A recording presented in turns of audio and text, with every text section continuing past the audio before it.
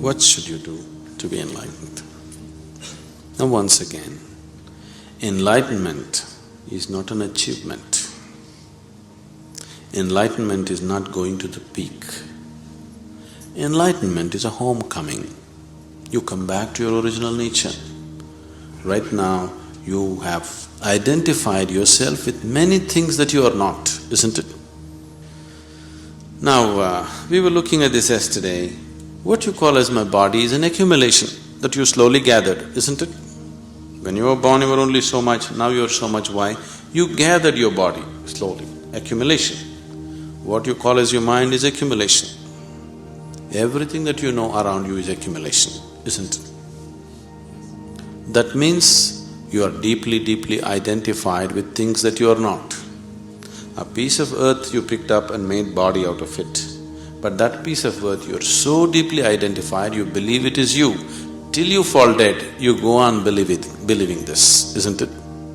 Isn't it so? So right now, you have gotten distorted vision. If you stop your distortions and come back to your original nature, that's enlightenment. What do I have to do? There is really nothing to do. If you don't do anything, it will happen. But right now you have gotten into a mental state that there is no way you can do nothing. All the time you are out doing something. You think if you don't do anything, something will happen. Yes, it will happen, something fantastic will happen, but you have not allowed yourself in that state for a moment.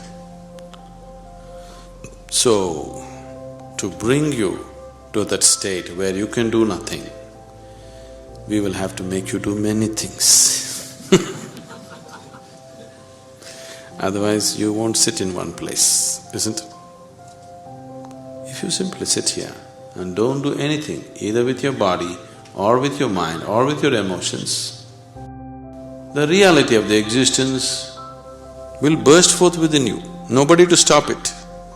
It is just that you are constantly on. You have become such a slave of your mind. Endlessly it's going on. You can't stop it, you can't hold it, you can't do anything about it. Because once you get into the trap of the mind, it just goes on endlessly. It has its own momentum, you don't have to do anything about it. One day if you rev it up and leave it, it can go on for many years, picking up more and more momentum. It doesn't need your assistance anymore, isn't it so? Do you see this happening? People who are reasonably happy in the world are those people who got a little break from the nonsense in their head, that's all. They are not all the time like that. Some moments, they are not so messed up, so they're okay.